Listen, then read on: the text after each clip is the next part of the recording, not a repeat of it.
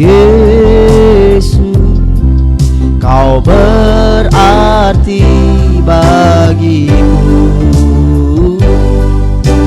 Yesus, Yesus, Kau segalanya. Mari sambil kita angkat tangan, kita panggil nama Yesus.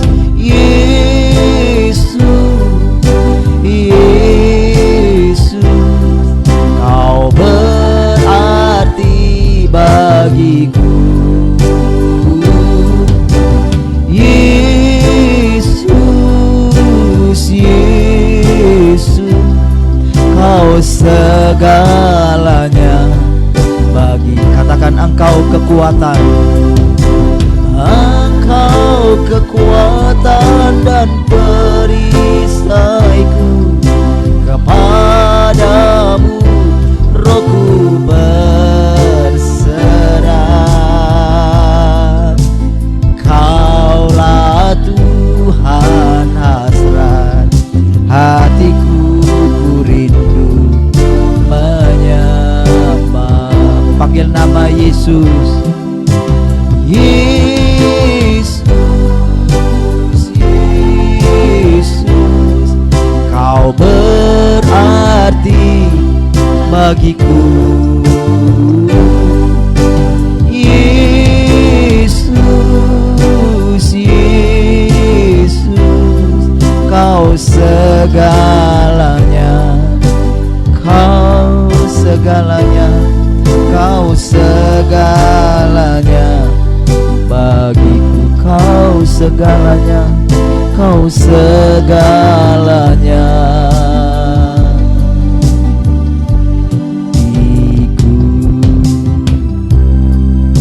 Haleluya. Terima kasih Bapa. Terima kasih Tuhan Yesus. Terima kasih Roh Kudus. Kami begitu bersyukur kalau sampai hari ini kami boleh merasakan hidup-Mu mengalir di dalam kami. Kami boleh menyadari dari hari ke hari bahwa hidup kami ini bukan kami lagi, tapi Kristuslah yang hidup di dalam kami. Terima kasih Bapa.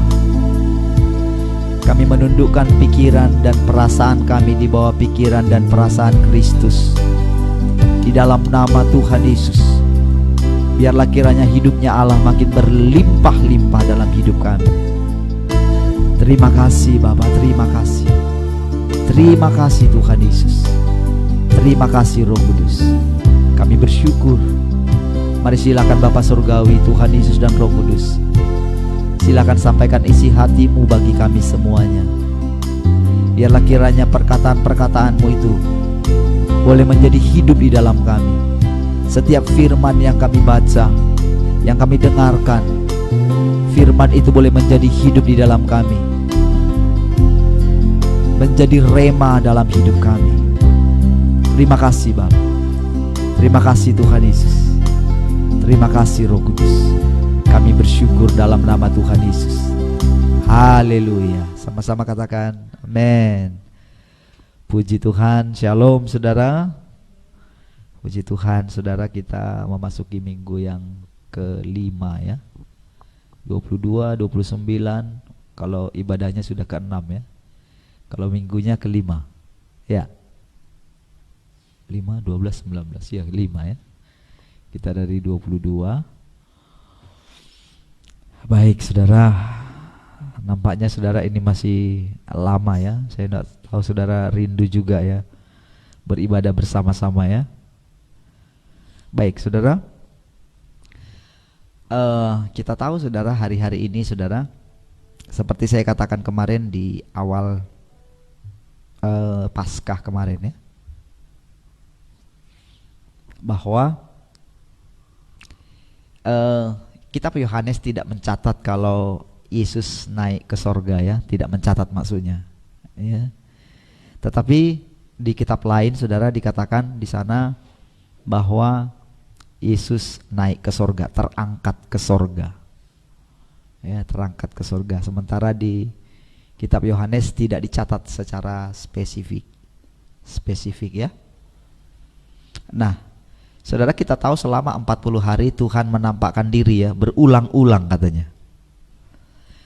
Tetapi saudara, ada di masa 40 hari itu ternyata dia tidak selamanya ada di muka bumi pada waktu itu ya. Tapi dia pasti sudah naik ke sorga dulu.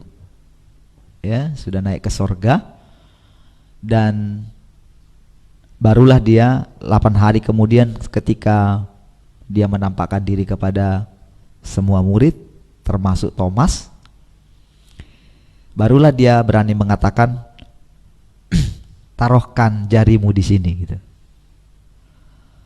Ya, tentu saudara, dia harus konsisten dengan perkataannya ya. Karena dikatakan waktu pertama berjumpa dengan Maria, ketika Maria saking senangnya gitu ya, pengen sujud di kaki Tuhan gitu, jangan ini dulu, jangan sentuh saya, karena saya belum pergi kepada Bapa gitu. Ya, kita tahu saudara, selama dari hari Jumat ya, hari Jumat ke hari Minggu itu kan, itu saya boleh bayangkan ya, ketika dia katakan begini, sudah selesai gitu ya, kepadamu kuserahkan nyawaku katanya. Nah saudara, kalau saudara nonton film yang ini ya, kepada orang yang baru meninggal itu biasanya kan masih belum sadar ya, masih belum sadar antara dia di dunia orang hidup atau di dunia orang mati gitu.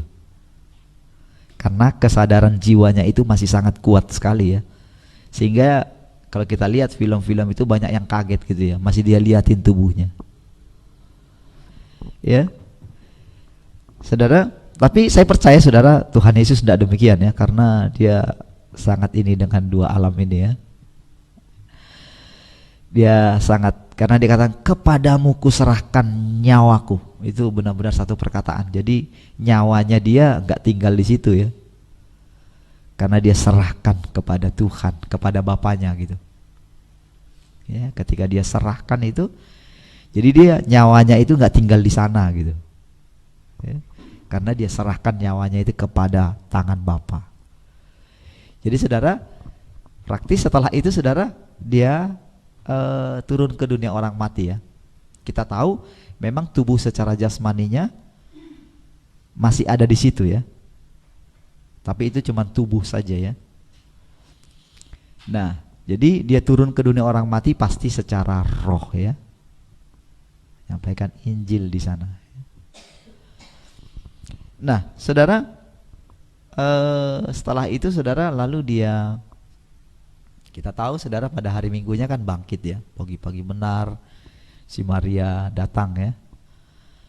Heran saudara, murid-murid yang lain gak sadar atau lupa semua perkataan Tuhan gitu. Tapi sebetulnya Maria juga sih tidak ingat juga kalau Tuhan Yesus akan bangkit gitu. Dia datang ke sana, entah kenapa saudara, entah apa yang menggerakkan dia, pokoknya dia pergi aja ke sana. Dia mungkin satu pribadi yang sangat kehilangan sekali ya, sangat kehilangan Tuhannya, penyelamat hidupnya saudara ya. Kita tahu saudara, Maria ini adalah orang yang sama yang dirasuk juga ya, yang kerasukan 7 roh jahat sebetulnya ya, Maria yang sama. Makanya saudara, semenjak dia berjumpa dengan Tuhan, dia itu benar-benar tidak ada yang lain lagi dalam hidupnya gitu. Jadi dia ketika mendengarkan perkataan Tuhan, dia sangat teliti sekali gitu, karena dia merasa anugerah luar biasa gitu.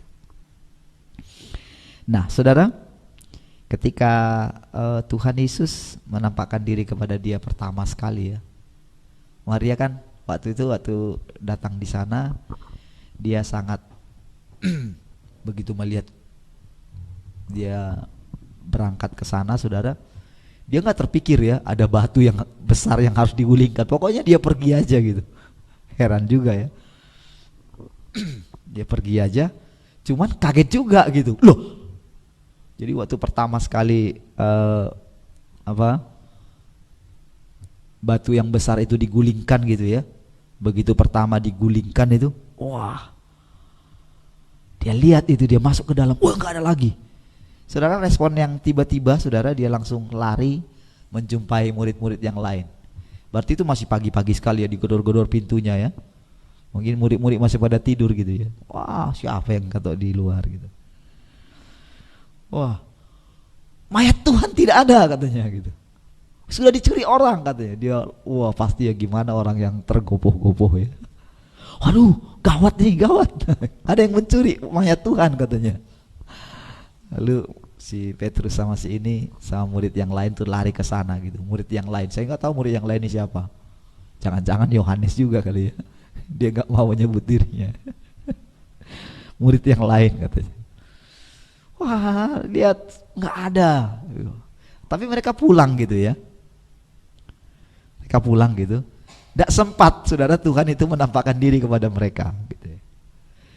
Tapi saudara ketika Maria di sana ya, datang lagi dia lihat ke sana, dia menangis gitu. Saudara, ternyata saudara ketika dia menangis itu terjadi kontak roh ya. Saudara membuat rasanya Tuhan itu nggak tahan apa ya, harus menunjukkan dirinya. Pertama-tama malaikatnya yang muncul gitu. Kamu ngapain di sini? Iya, Tuanku sudah diambil gitu. Lalu Tuhan memunculkan diri kepada dia. Lalu Maria ketika dipanggil Maria katanya, dia kira penunggu taman ya. Lalu dia tanya, apa engkau yang pindahkan ya mayat Tuanku katanya. Lalu dipanggil sekali lagi Maria gitu. Baru saudara langsung saudara ingatannya ini saudara, dia dengar, dia kenal suara itu. Lalu dia panggil guru katanya. Saudara, peristiwa itu saudara sangat apa ya, mungkin sangat diingat sekali oleh Maria gitu ya. Jangan sentuh aku dulu katanya. Nah setelah itu saudara, di apa namanya, setelah berikutnya 8 hari kemudian dia sudah berani dijamah. Berarti saudara dari hari itu saudara dia sudah naik ke sorga saudara. Tapi saya yakin saudara,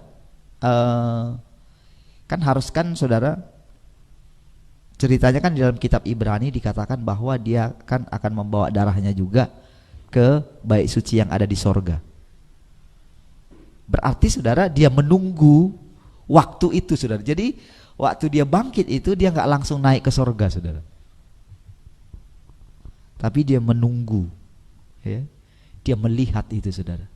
Siapa di antara mereka kira-kira yang ini ya, merindukan dia gitu. Ternyata ada satu orang saudara. Dan dia sabar.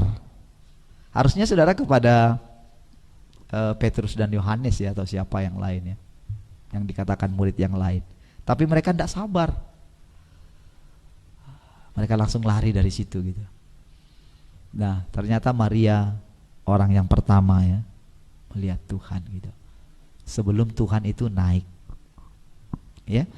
Nah kita tahu saudara bahwa sejak saat itu saudara, sejak saat itu Alkitab memang tidak mencatat, karena Tuhan Yesus juga tidak cerita gitu. Namun saudara, anggapan orang yang seringnya adalah bahwa Yesus naik ke sorga setelah 40 hari ada di muka bumi gitu. Padahal saudara kalau kita lihat ini saudara, tidaklah demikian saudara. Jadi hari pertama, saya yakin sekali hari pertama, dari ketika dia menunggu Maria ya, ketika dia menunggu Maria, saya yakin saudara, Tuhan pasti tahu kan Maria datang ke sana ya.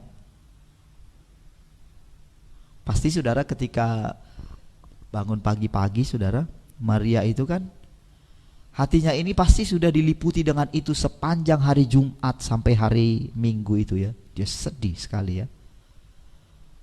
Entah kenapa memang tidak dicatat dalam Alkitab, tapi Maria ini pokoknya hari Minggu entah apa yang menggerakkan dia, pasti Roh Kudus yang menggerakkan dia. Cuman pada waktu itu saudara mungkin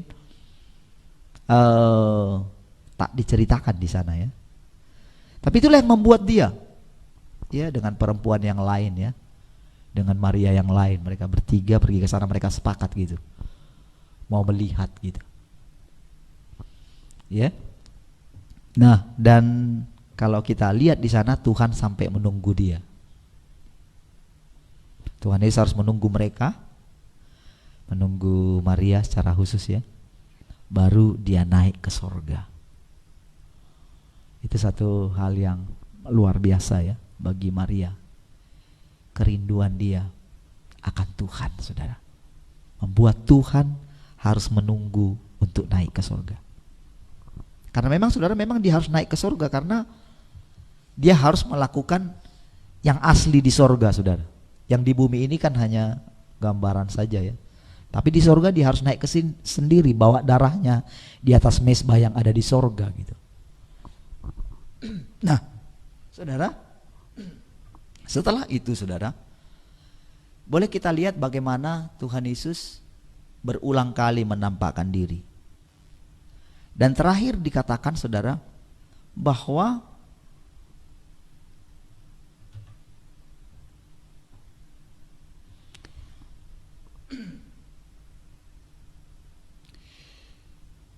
dengan perantaraan murid-muridnya ya, di Markus 16 ayat 20. Markus 16 ayat 20 katakan, mereka pun pergilah memberitakan Injil ke segala penjuru, dan Tuhan turut bekerja dan meneguhkan firman itu dengan tanda-tanda yang menyertainya. Saudara, dikatakan bahwa murid-murid Tuhan itu pergi dan dikatakan Tuhan turut bekerja gitu. Bahkan saudara, Tuhanlah yang bekerja. Selanjutnya itu saudara, ini yang harus berulang-ulang saudara, kita mesti mengerti saudara, bahwa sebetulnya Tuhanlah yang bekerja sejak dia naik ke sorga. Bukan berarti dia di sorga saja, tapi sekarang rohnya itu ada di dalam kita saudara. Dan saudara, sebetulnya dialah yang bekerja karena dia hidup di dalam kita. Perhatikan saudara, perlu kita lihat saudara. Nanti saudara, saya tidak sempat buka ayatnya semua ya yang tentang itu. Dia katakan begini, sama seperti anak mempunyai hidup. Hidup itu adalah dari Bapa yang kasih hidup di dalam dia. Demikian juga murid-murid itu mempunyai hidup karena anak itu mempunyai hidup. Hidupnya anak itu ada di dalam murid-muridnya. Maka dia bilang, sama seperti Bapa mengutus aku, demikianlah aku mengutus kamu. Itu sama ya, persis.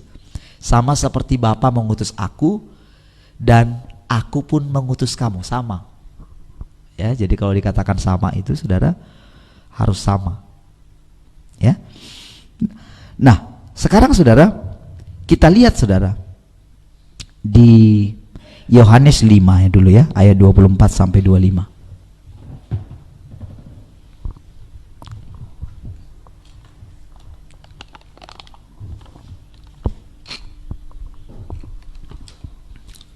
Ayat 24 dulu ya. Aku berkata kepadamu, sesungguhnya barang siapa mendengar perkataanku dan percaya kepada Dia yang mengutus aku, ia mempunyai hidup yang kekal dan tidak turut dihukum, sebab ia sudah pindah dari dalam maut ke dalam hidup. Ya. Jadi saudara, kemarin saudara ketika pemuritan ya, pemuritan pakai Zoom untuk Medan ya. Nah, tiba-tiba saudara ayat ini saudara, ini karena itu satu bab kecil aja saudara, itu sudah makan 1 jam waktu ya menjelaskan ayat ini saudara. Dikatakan saudara, sejak Tuhan Yesus saudara, Sejak Tuhan Yesus ketika dia mengucapkan perkataan ini ya, kan ada dua perkataan yang mengatakan begini, mulai apa? Telah tiba waktunya. Itu yang pertama di Yohanes pasal 4 ayat 23 dan Yohanes pasal 5 ini. 4 ayat 23 kan bilang gini, tentang penyembahan. Barang siapa menyembah Bapa harus menyembahnya dalam roh dan kebenaran. Itu yang pertama ya. Nah, yang kedua ini dikatakan ayat 25, Aku berkata kepadamu, sesungguhnya saatnya akan tiba dan sudah tiba. Ini persis ya perkataannya sama dengan yang 20 Yohanes 4 itu ya. Saatnya akan tiba dan sudah tiba gitu. Jadi Yesus berani mengatakan demikian, padahal saudara dia belum turun ke dunia orang mati. Tapi dia sudah mengatakan bahwa orang-orang mati akan mendengar suara Anak Allah, dan mereka yang mendengarnya akan hidup. Jadi saudara, yang mendengar perkataan Tuhan sekarang bukan lagi orang yang hidup saja, tapi yang sudah mati pun saudara, mereka yang mendengarnya akan hidup. Karena apa saudara? Kenapa? Karena di dalam Yesus itu ada hidup. Makanya Yohanes pasal 6 nanti lihat itu kan, barang siapa tidak ya. Nah, lalu saudara dikatakan perkataan-perkataan yang kukatakan kepadamu adalah roh dan hidup gitu. Jadi perkataan Tuhan itu adalah roh gitu, adalah benih juga.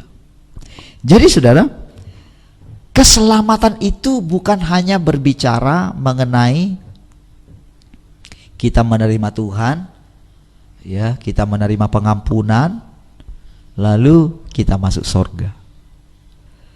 Saudara, keselamatan itu berbicara mengenai adalah pindahnya kita dari daerah maut ke daerah hidup. Ini yang dikatakan ya, sebab ia sudah pindah dari dalam maut ke dalam hidup. Ini dua tempat yang berbeda. Saudara, ketika kita masih belum menerima hidupnya Allah, saudara, kita itu sama seperti Adam, dari daerah hidup ke daerah maut. Jadi semua manusia itu ada di area maut gitu, ya, di daerah maut. Tetapi ketika kita menerima perkataan Tuhan, kita sudah pindah dari maut ke dalam hidup. Saudara nanti bisa cek ya kata-kata tentang hidup di dalam Alkitab, khususnya kitab Perjanjian Baru. Ya. Sekarang coba kita lihat saudara. Kita coba ke belakang ya, Yohanes pasal 1. Lihat pasal 1 ayat yang mulai dari ayat 3.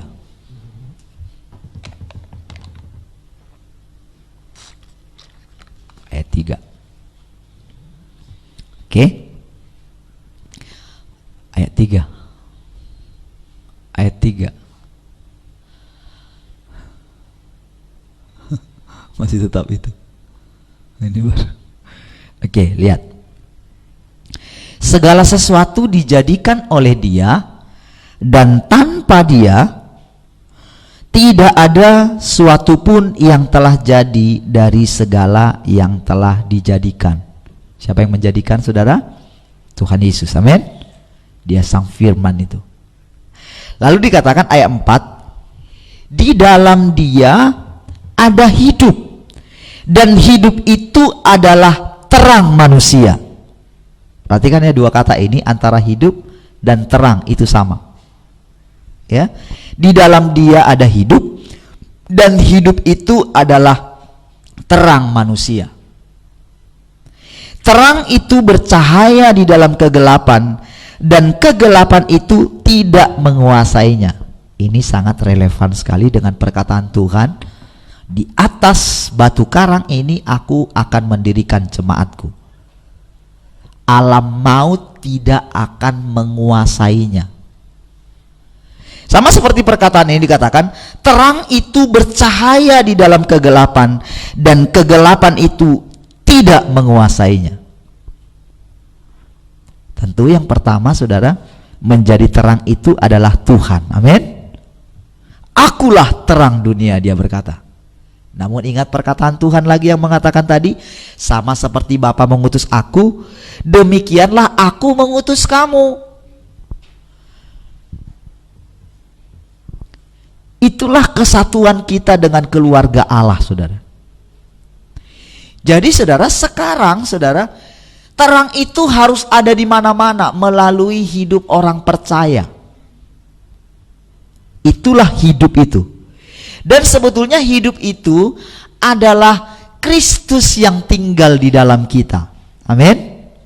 Itulah hidup itu. Itulah terang itu. Makanya dikatakan, terang itu bercahaya di dalam kegelapan, dan kegelapan itu tidak menguasainya. Saudara yang dikasihi Tuhan, bahwa dikatakan tadi alam maut tidak menguasainya. Tuhan Yesus ketika, kalau saudara baca kisahnya, ketika Pilatus ngajak ngomong dia, hei, kamu nggak tahu ya, nggak sadar ya, kalau aku berkuasa untuk membebaskan engkau dan menyalibkan engkau, katanya. Lalu Tuhan bilang apa? Hei, nggak gitu ya, kamu tidak berkuasa sedikit pun atas hidupku kalau engkau tidak diberikan kuasa itu. Saudara, jadi maut ini tidak berkuasa sedikit pun atas kita, kecuali saudara mereka diberikan. Ya, tentu saudara masih ingat ya yang saya katakan beberapa waktu yang lalu ya, tentang hidup versus maut gitu.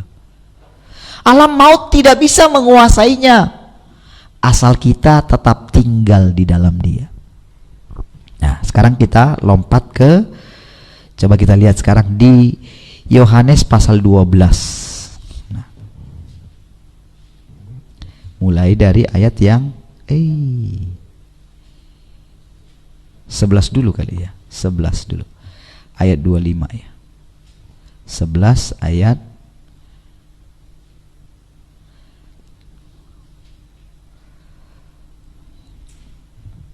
kalau kita lihat ini cerita tentang bagaimana Lazarus meninggal ya.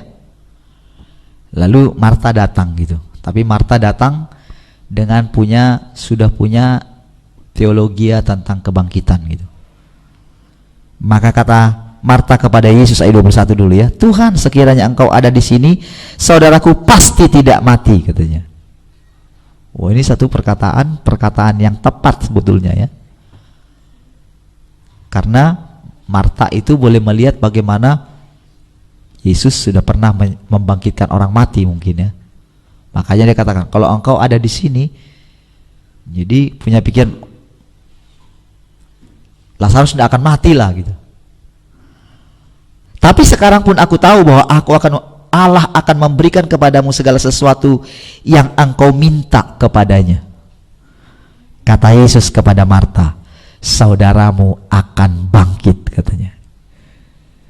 Itu satu perkataan, saudara, perkataan yang dia sebutkan. Padahal saudara, kita tahu berikutnya saudara, yang membangkitkan Yesus dari antara orang mati siapa, saudara? Siapa yang membangkitkan Yesus dari antara orang mati? Bapa. Amin, saudara. Ya. Sementara dia bilang, saudaramu akan bangkit, katanya. Lalu lihat, kata Marta kepadanya, aku tahu bahwa ia akan bangkit pada waktu orang-orang bangkit pada akhir zaman. Padahal tadinya dia sudah bilang, tapi aku tahu, katanya. Allah akan memberikan kepadamu segala sesuatu yang engkau minta kepadanya. Sebetulnya dia punya pengharapan tentang kebangkitan, tetapi sebetulnya Dia nggak punya iman untuk itu. Karena kan bertolak belakang, ya kan? Saudaramu akan bangkit katanya. Harusnya saudara Marta kan bilang begini, yes, aku percaya Allah akan mendengarkan perkataanmu. Harusnya kan gitu kan?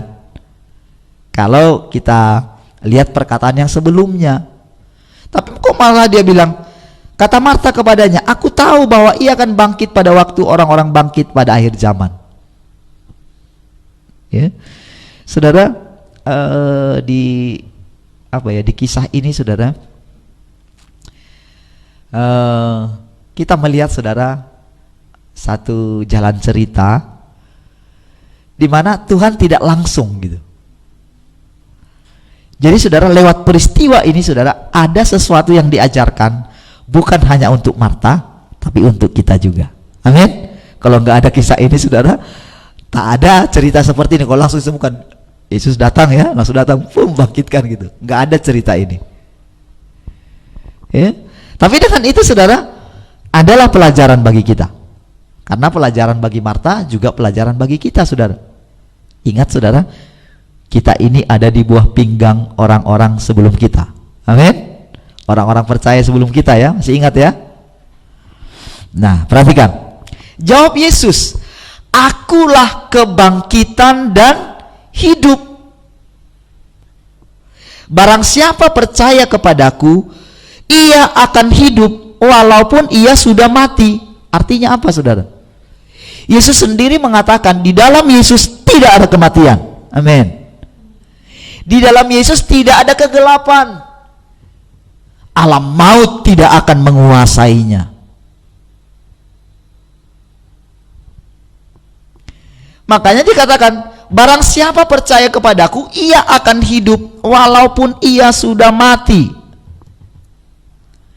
Dan setiap orang yang hidup dan yang percaya kepadaku, diulangi lagi, tidak akan mati selama-lamanya. Percayakah engkau akan hal itu, hal ini? Wow. Padahal saudara, Tuhan Yesus sebelum bangkit dari antara orang mati, dia sudah mengatakan itu saudara. Akulah kebangkitan dan hidup. Barang siapa yang percaya kepada dia saja, nggak akan mati selama-lamanya. Apalagi dia, sang kebangkitan itu sendiri. Amin. Kita yang menaruh kepercayaan kepada perkataannya saja akan hidup selama-lamanya. Apalagi dia yang punya perkataan itu saudara, yang kita percayai. Amin saudara. Dia tegaskan, dan setiap orang yang hidup dan yang percaya kepadaku tidak akan mati selama-lamanya. Percayakah engkau akan hal ini? Lalu Marta menjawab, ya Tuhan, aku percaya bahwa engkaulah Mesias, anak Allah, dia yang akan datang ke dalam dunia. Ya. Di situ kita boleh melihat bahwa ya sampai sejauh itu saudara, kita boleh simpulkan Marta sudah percaya. Amin. Tapi kan belum terjadi, ya. Yesus masih tunggu di sana saudara. Ya. Nah saudara, tapi kita sudah mendapatkan pelajaran ya daripada ini saudara. Nah, sementara ketika Maria datang, lalu dia bilang saudara, dia sesudah berkata demikian, ia pergi memanggil saudaranya Maria dan berbisik kepadanya, Guru ada di sana dan ia memanggil engkau. Kira-kira saudara, Tuhan suruh Marta nggak manggil dia? Kira-kira gimana saudara?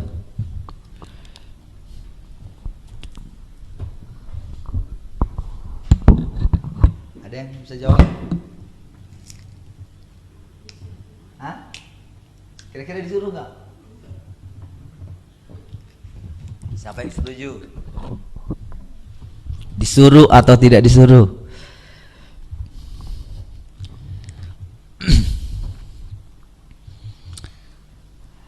Disuruh atau tidak disuruh? Mana ketehe ya. Saudara, Saya yakin tidak disuruh, saudara. Tapi saudara, terhenti pembicaraan di situ ya. Tapi Tuhan ternyata dia nggak mau datang ke sana. Ya, dia masih tunggu di situ ya. Masih tunggu agak di luar kampung itu sedikit ya. Tuhan nggak langsung ke sana. Harapan Maria, saudara, Yesus akan datang gitu ya, ke sana, menghibur dia gitu. Tapi saudara, Yesus tidak mau ke sana gitu. Lalu saudara, karena dia lihat Maria nggak mengikuti dia gitu ya, lalu Marta bilang sama dia, Maria berbisik katanya, guru memanggil engkau. Barulah dia beranjak gitu ya. Mendengar itu, Maria segera bangkit lalu pergi mendapatkan Yesus. Tetapi waktu itu Yesus belum sampai ke dalam kampung itu, ia masih berada di tempat Marta menjumpai dia. Ketika orang-orang Yahudi yang bersama-sama dengan Maria di rumah itu untuk menghiburnya, melihat bahwa Maria segera bangkit dan pergi keluar, mereka mengikutinya karena mereka menyangka bahwa ia pergi ke kubur untuk meratap di situ.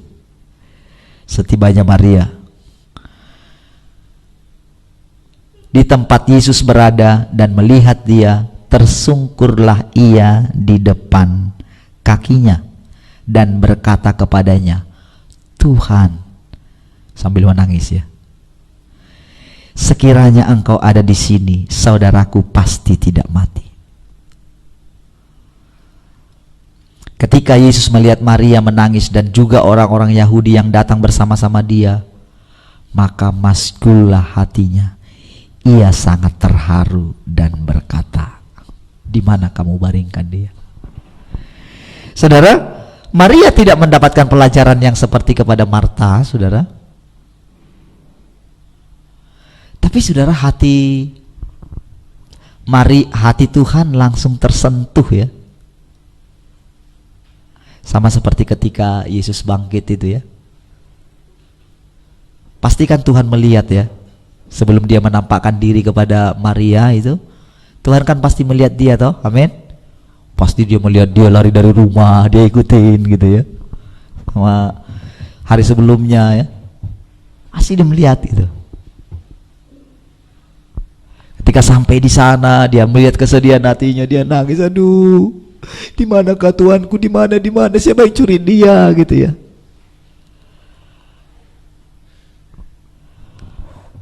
Saudara, dia sangat mengerti, saudara, bahasa hati daripada Maria, saudara. Jadi ketika dia berkata, perkataannya sama, tapi respon Tuhan yang berbeda. Dia sangat sedih sebetulnya. Bahkan dikatakan, kalau kita belajar kemarin masgul itu ya, itu kan sebetulnya di satu sisi dia greget juga gitu ya.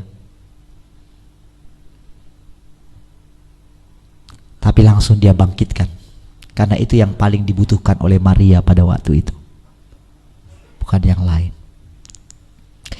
Tapi sebetulnya yang kita perlu lihat di sini, saudara, adalah yang dikatakan, akulah kebangkitan dan hidup.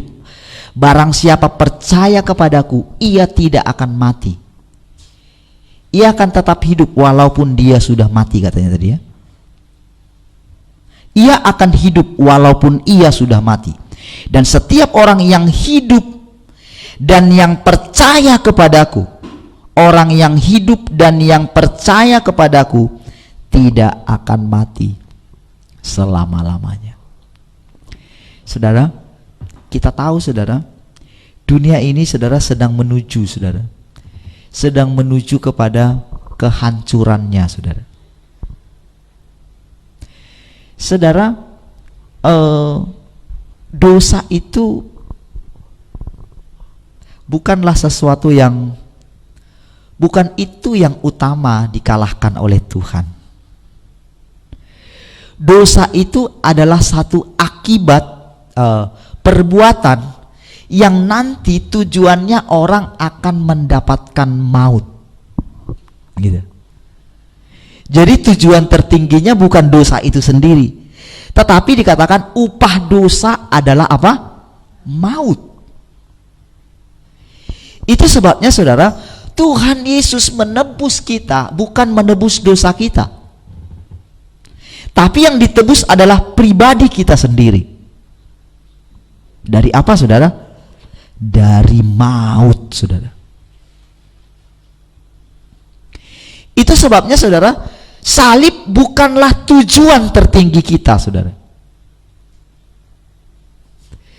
Tujuan tertinggi kita adalah hidup seperti Yesus. Itu apa? Di mana dikatakan akulah kebangkitan dan hidup. Coba sekarang kita lihat ke pasal 12 ya. Ayat yang sama, ayat dari 24. Lihat dari 23 ya. Yohanes 12 ayat 23. Tetapi Yesus menjawab mereka, katanya, telah tiba saatnya Anak Manusia dimuliakan. Aku berkata kepadamu, sesungguhnya jikalau biji gandum tidak jatuh ke dalam tanah dan mati, ia tetap satu biji saja. Tetapi jika ia mati, ia akan menghasilkan banyak buah. Ya. Barang siapa mencintai nyawanya, ia akan kehilangan nyawanya.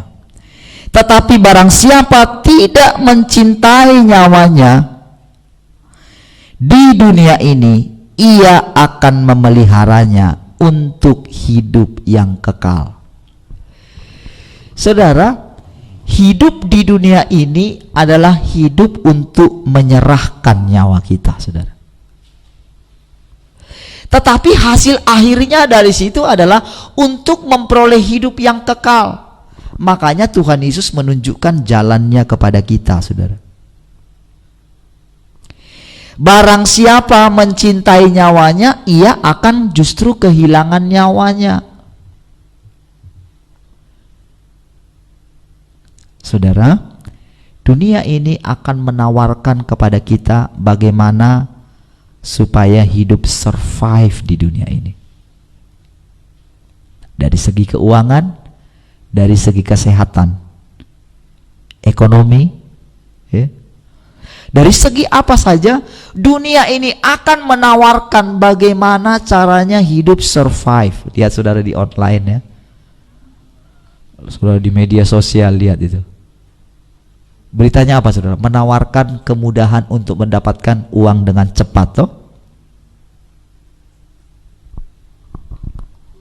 Gaji YouTuber pemula berapa gitu. Semua lomba-lomba menjadi YouTuber ya. Sekarang saudara, gereja jadi YouTuber semua, saudara. Nayangkan siaran gitu. Nah, perhatikan saudara, nanti akan tiba saatnya, saudara, bahwa sekarang kan orang mulai belajar nih dari penyakit ini, dari wabah ini ya. Ternyata kan bisa ditemukan kan, semua rame-rame mengumumkan sudah ditemukan vaksinnya dan segala macam.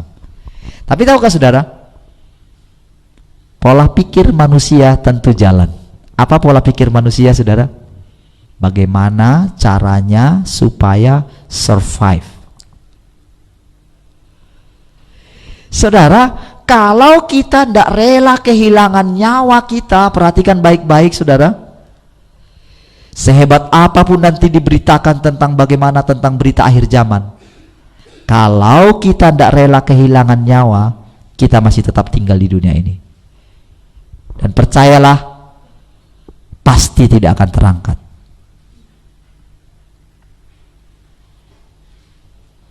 Lebih baik saya katakan, persiapkanlah dirimu untuk tidak terangkat daripada beriman-iman terangkat gitu, padahal tidak terangkat gitu.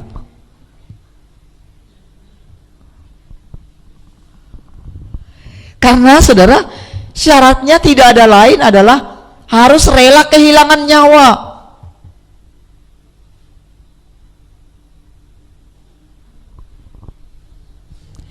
Saudara, agak beda tipis saudara, kita berjaga-jaga dengan takut gitu. Agak beda tipis saudara. Tapi beda tipis juga orang yang nampaknya beriman Tapi sebetulnya enggak gitu loh.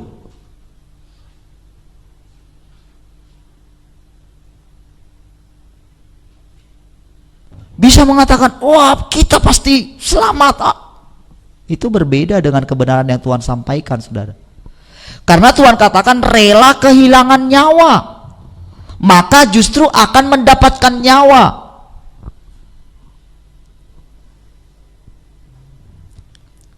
Kenapa ada beberapa orang yang diizinkan mengalami dan melewatinya, saudara?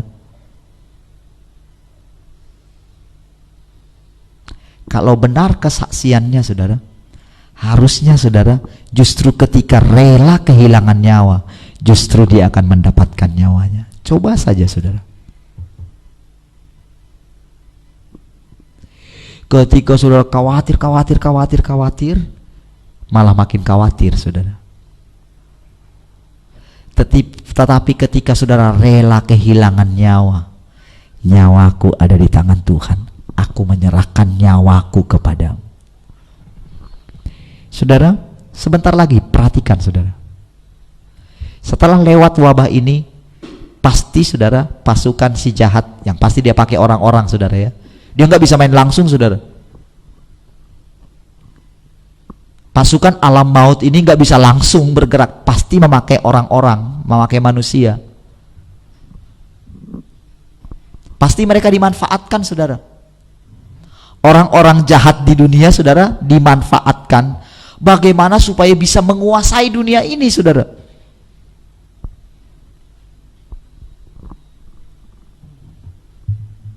Kan sudah mulai ditemukan nanti vaksinnya. Nanti vaksin ini bagaimana caranya untuk, jadi begitu dimasukin nanti vaksin ini, saudara, dia akan bisa mendeteksi gitu. Dia akan bisa mendeteksi virus apapun, ya. Dan sudah siap-siap gitu. Sama seperti virus di komputer, ya. Dia siap-siap untuk melawannya, saudara. Dan pasti nanti peraturan-peraturan dunia pun kepada pemerintahan. Ketika dia mengatakan ini, saudara, ketika Tuhan Yesus datang ke muka bumi ini, saudara, dua alam ini, saudara, itu mulai menjadi sangat, apa ya, sangat dekat sekali, saudara, antara alam materi ini, saudara, dengan alam roh atau di dunia orang mati salah satunya, saudara, ini menjadi sangat dekat.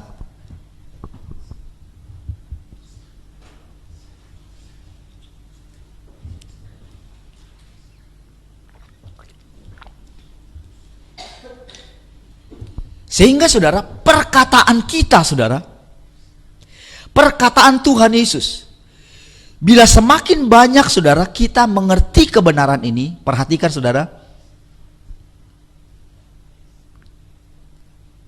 di alam maut juga mereka mendengarkan, dan mereka,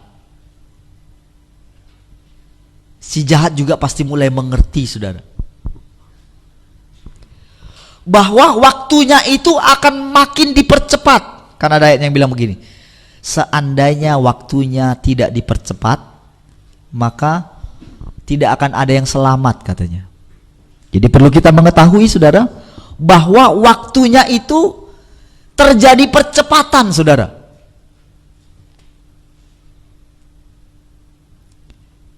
Ketika, saudara, buku terakhir dari guru kita, ya, ketika buku terakhir itu dimunculkan, wah, ada sesuatu yang terjadi, saudara, di alam roh gitu.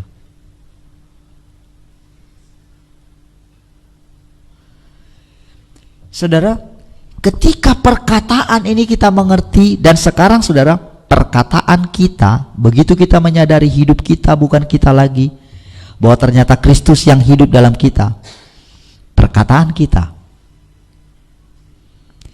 itu didengar di dua alam. Bukan hanya, saudara, tetapi orang yang ada di dunia orang mati. Karena Tuhan Yesus mengatakan demikian, aku berkata kepadamu, sesungguhnya saatnya akan tiba. Kalau dulu belum begitu jelas, saudara, dijelaskan ini, Tapi begitu ini mulai disampaikan, saudara, saatnya akan tiba dan sudah tiba bahwa orang-orang mati akan mendengar suara Anak Allah, dan mereka yang mendengarnya akan hidup. Tahukah saudara, semakin banyak orang yang dipindahkan dari alam maut ke dalam dunia orang hidup atau ke pangkuan Abraham. Dan ini membuat si jahat harus mempercepat pekerjaannya. Alam maut harus mempercepat pekerjaannya. Dan kita sedang memasuki masa pemurnian yang sangat luar biasa, saudara. Makanya Tuhan katakan, Babel sudah hancur. Ayo umatku, keluarlah dari Babel, katanya. Jangan menaruh imanmu di sana.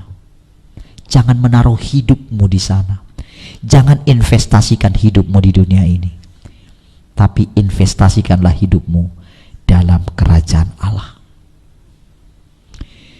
Saudara, mempercayai Tuhan bukan untuk nanti saja.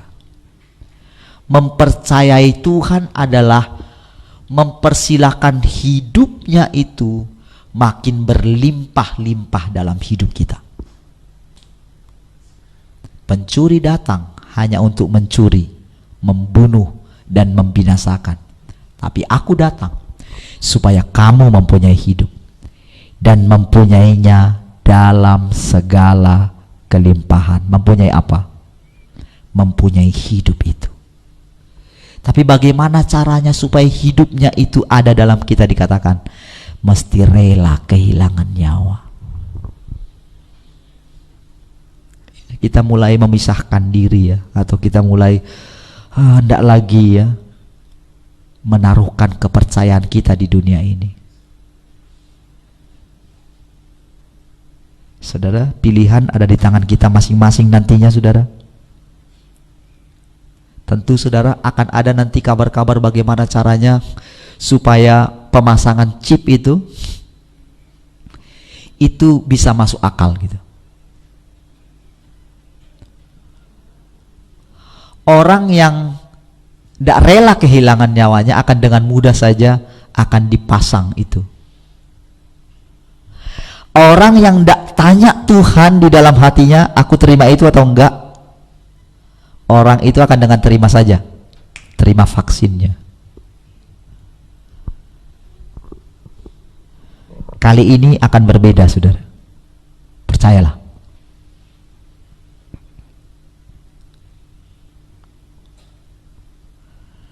Itu sebabnya saudara, hidup Allah mesti berlimpah dalam kita.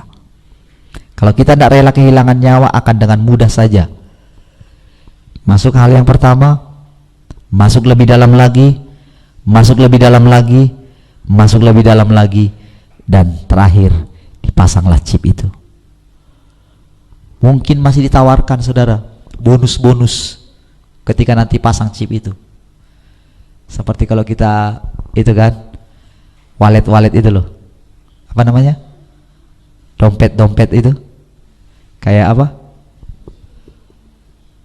ya, yang dompet elektronik lah, pokoknya uang elektronik lah, kan ada bonus-bonusnya ya. Kalau kita belanja pakai itu, harusnya kalau pakai cash bayar berapa, tapi kalau pakai itu pasti kurang nilainya gitu kan. Itu melalui itu awal-awalnya saudara, sehingga nanti akan dengan lebih mudah saudara. Dan semua saudara, di dalam chip itu bukan hanya dipasang untuk masalah uang belanja, apa namanya, untuk berbelanja saja saudara, untuk membeli dan menjual, bukan hanya untuk itu, tetapi sekaligus saudara untuk pertahanan, untuk laporan tentang pribadi kita, tentang hidup kita. Semua ada laporannya. Jadi begitu kita datang sini, misalnya gini ya, atau ke dokter juga gitu ya, begitu dicek gitu, oh riwayatnya begini, bla bla bla bla. Karena bayangin saudara, kalau sekarang, Oh, kamu sudah pernah berobat di sini enggak? Diambil bukunya gitu ya. Buka mana namanya? Iya, kalau masih ada di situ, saudara. Begitu dilihat di di laptop, wah ternyata perawat yang dulu nggak masukin gitu kan. Tapi kalau di sini saudara sudah diinput, tersimpan semua saudara di chip itu. Sekarang kan memory card yang kecil aja bisa berapa giga, ya kan? Kalau dulu saudara 1 mega saja saudara disk besar ini kan 1 mega isinya cuman. Sekarang yang sekecil ini, wah kemarin 32 giga, sudah ada yang 64 giga, kecil sekali bisa nyimpan 64 giga. Data kita berapa banyak? Saya yakin yang sekecil itu bisa menyimpan mungkin, wah, karena akan berkembang terus teknologi saudara, bisa menyimpan semua informasi tentang kita akan sangat lebih mudah lagi, dan akan ditawarkan nanti saudara kemudahan demi kemudahan. Saudara ini kasih Tuhan Yesus, barang siapa rela kehilangan nyawanya akan mendapatkan nyawanya. Saya mau ingatkan sekali lagi saudara, bahwa hidup di dunia ini saudara itu tidak lama lagi saudara. Semenjak saudara berita ini disampaikan, berita tentang telah tiba waktunya dan sudah tiba, akan tiba waktunya dan sudah tiba, saudara, di alam maut ini saudara, wah mereka itu semakin mendesak masuk. Tentu saudara, kenapa dikatakan kita nggak bisa berhubungan dengan dunia orang mati? Karena saudara itu membuat kita menjadi sakit, tidak kudus, menjadi cepat mati gitu. Kenapa saudara kita harus bebas semua dari situ? Kita berganti saudara, kita tidak mau lagi kenapa Tuhan Yesus katakan, barang siapa tidak membenci ayah dan ibunya, ya tidak layak bagiku katanya. Sebetulnya itu adalah garis keturunan kita. Ini bukan berbicara mengenai kita enggak, ini masalah garis keturunan. Makanya banyak orang kan belum bisa move on gitu kan, dari orang-orang yang sudah meninggal gitu kan, masih teringat saja. Kenapa tidak dengan mudah aku serahkan orang tuaku ke dalam tanganmu? Kenapa masih merindukan ingin berjumpa dengan dia? Serahkan saja. Lebih amannya saudara bisa sampaikan kangenku sama dia gitu, tapi melalui Tuhan gitu, jangan langsung gitu. Saudara, Tuhan Yesus berkata, akulah kebangkitan dan hidup.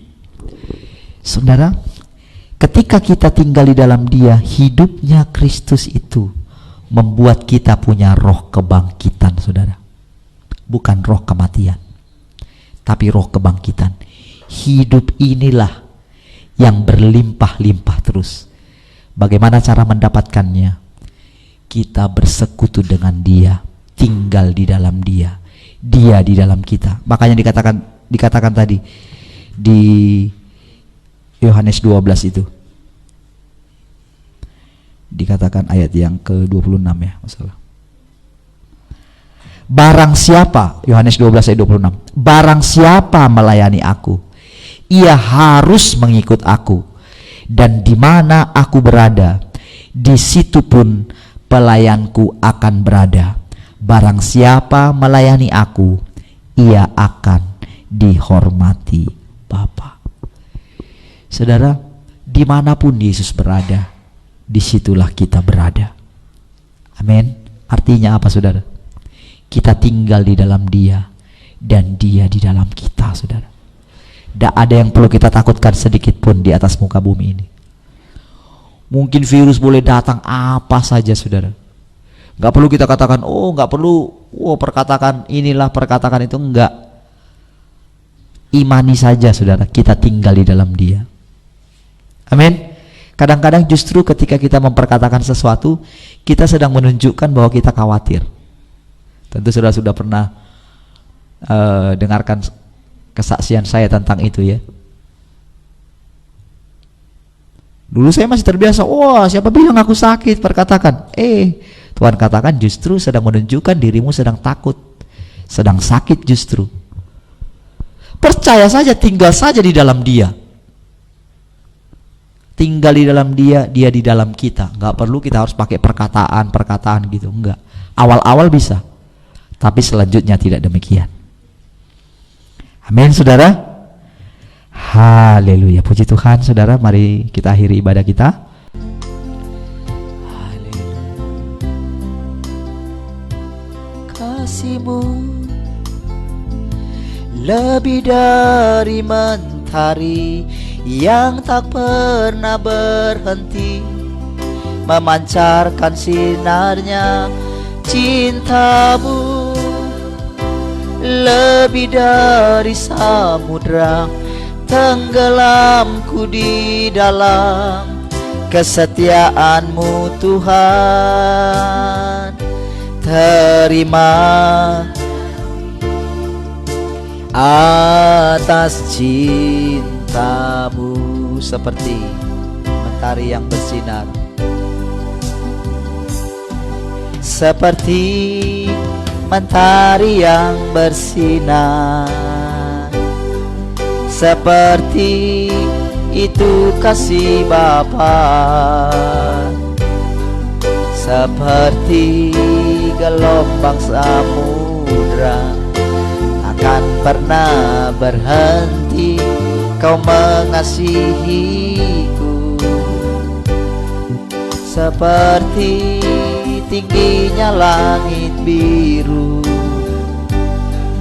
demikian tinggi kasih Bapa. Sedalam lembah bayang maut, demikian dalam Kau tebus hidupku. Kasih lebih dari mentari yang tak pernah berhenti, memancarkan sinarnya. Cinta-Mu lebih dari samudra, tenggelamku di dalam kesetiaan-Mu. Kasih-Mu, kasih-Mu lebih dari mentari yang tak pernah berhenti, memancarkan sinarnya.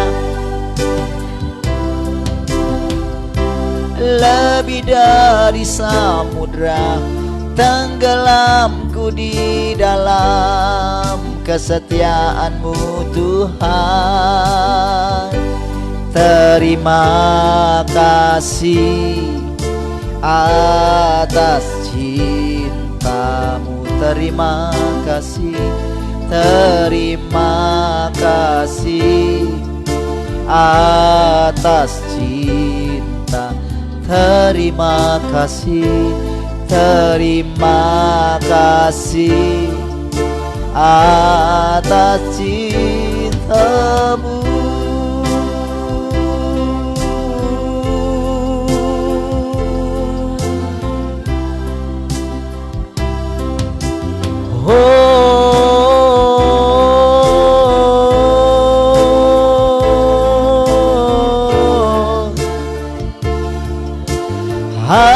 Haleluya. Kinara magana moya sana na na na na.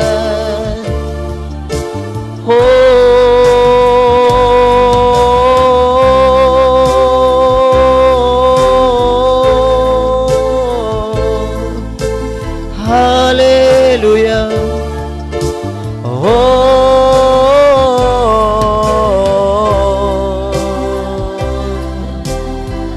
Terima kasih Bapa, terima kasih Yesus,